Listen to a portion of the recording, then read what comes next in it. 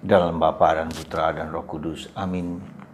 Allah yang penuh kasih, kami mengucap syukur dan terima kasih bahwa kami Kau ajar untuk lebih mendengarkan kehendak dan suara kebaikan-Mu. Jauhkan kami dari segala godaan dan dosa seperti yang dialami oleh Yudas Iskariot, supaya kami jangan terlena oleh bujukan dosa yang seringkali muncul dalam hidup kami. Terpujilah nama-Mu kini dan sepanjang segala masa. Amin. Para saudaraku terkasih dalam Kristus, saya berada di suatu kota di Papua yang indah, kota Kaimana. Mungkin sebagian kita pernah mendengar lagu Senja di Kaimana. Saya berada di bibir pantai Kaimana di satu stasi ya di Kaimana di kota Kroy istilahnya. Dan di sini saya akan membantu Trihari Suci di stasi ini, tapi juga di paroki, bergantian dengan seorang pastor Karmelit yang lain. Saudara, bacaan Injil hari ini dan bacaan pertama mengajak kita untuk memahami bagaimana supaya kita tidak mudah jatuh di dalam dosa. Kita belajar dari seorang murid Yesus sendiri yang bergaul dengan Yesus selama 3 tahun. Tetapi dia tidak mampu dan tidak dapat memasuki nilai-nilai Yesus. Ajaran Yesus, pikiran Yesus, kehendak Yesus. Tapi Roh Kudus yang mengilhami hidup Yesus. Dia mempunyai pikiran sendiri. Dia mempunyai kehendak sendiri yang tanpa ia sadari menghancurkan hidupnya. Ada suatu dorongan batinnya yang belum bisa ia olah dengan baik, yaitu kerakusan dia tentang materi, tentang uang. Yesus tahu dia lemah dalam bidang keuangan dan dia menjadi bendahara dari para rasul. Yesus tahu bahwa dia seringkali menggunakan uang itu untuk kepentingannya sendiri. Dan Yesus tahu juga dia seorang yang ambisi, yang ingin mendapatkan kedudukan yang besar. Tetapi yang menarik bagi saya adalah bahwa Yesus tidak ingin mempermalukan dia di muka para rasul. Maka ketika saatnya tiba, Yesus mengatakan ada seorang dari kalian yang akan mengkhianati aku. Tanpa menyebut nama. Ya, dan itu membuat gelisah para rasul. Ya, sehingga mereka saling bertanya siapakah itu? Bahkan Yudas Iskariot pun semacam bertanya juga kepada Yesus, itukah aku? Dan engkau mengatakan. Yang menarik bagi saya adalah bahwa Yesus tidak mau mempermalukan orang yang mau menghancurkan dirinya dengan menyebut nama. Dan yang menarik bagi saya adalah bahwa Yesus justru memberi kesempatan kepada orang itu untuk bertobat, untuk kembali kepada Tuhan. Tetapi tidak terjadi. Maksud Yesus untuk tidak menyebut nama, maksud Yesus untuk tidak menjatuhkan orang itu di muka teman-temannya, dan supaya ia bertobat, supaya ia kembali kepada Tuhan. Dan itu tidak terjadi. Demikian juga dengan hidup kita. Kita bisa jatuh dalam dosa. Kita bisa jatuh dalam godaan-godaan, entah kesombongan, entah kemalasan, entah keserakahan, entah kekikiran, entah iri hati, atau kesombongan, atau kemalasan. Yang menjadi salah satu dosa yang berbahaya dalam hidup. The dangerous sins. Yang membawa kita mulai dari dosa itu, lalu lama-lama membawa si iblis bisa memasuki titik-titik kelemahan kita masing-masing. Dan iblis sebagai malaikat mempunyai kemampuan dan daya untuk mengelabui kita dan membohongi kita, menipu kita, ya.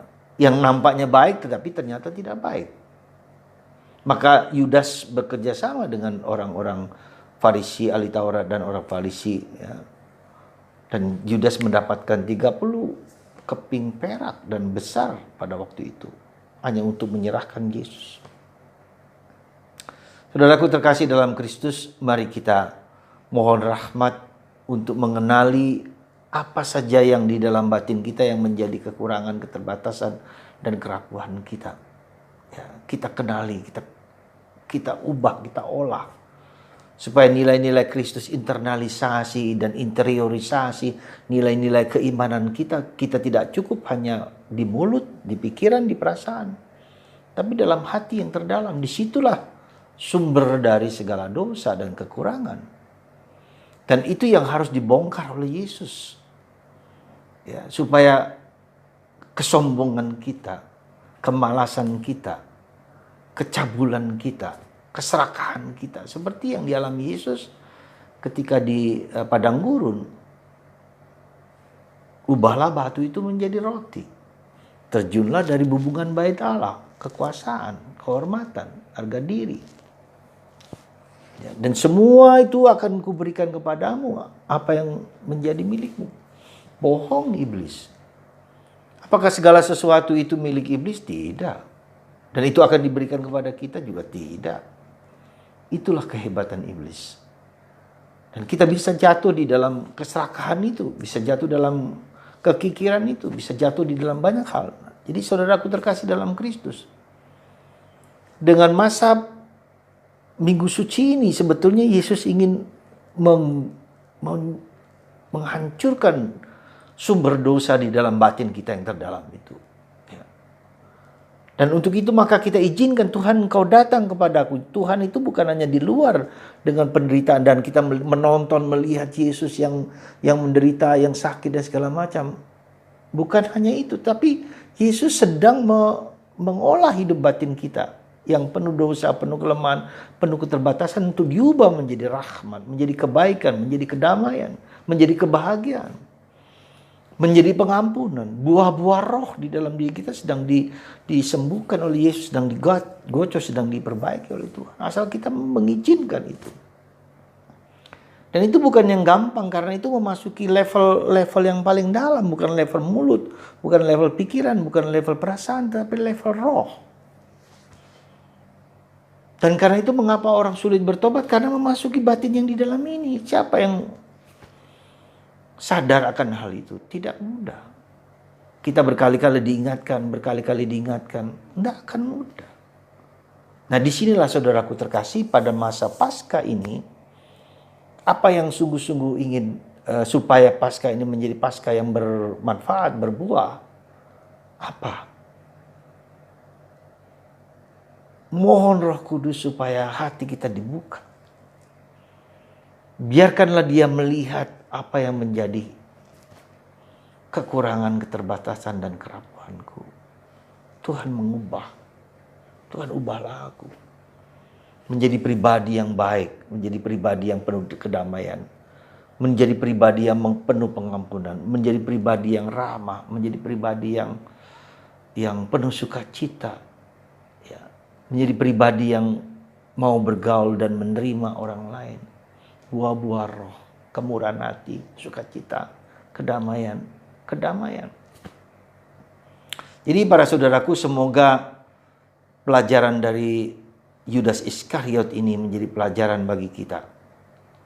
Dan jangan lupa, Yudas Iskariot besok menerima tubuh Kristus. Dia sudah menjadi seorang khusus, ya, meskipun Yesus tahu bahwa penderitaan, dosa dan segala macam. Tapi itulah, ya, dia belum menerima Roh Kudus yang dijanjikan pada waktu Pentakosta nanti.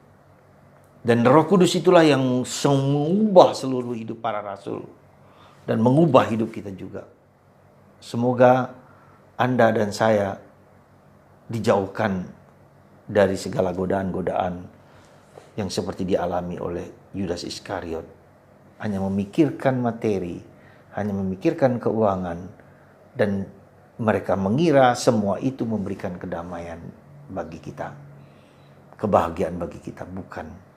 Bukan materi, bukan harta, tetapi pribadi Yesus. Semoga pribadi Yesus kita terima secara menyeluruh. Sudah kita terima dalam hidup kita, tapi semoga semakin lama kita semakin diubah oleh Yesus. Tuhan memberkati Anda semua. Berkat karunia melimpah dalam nama Bapa dan Putra dan Roh Kudus. Amin.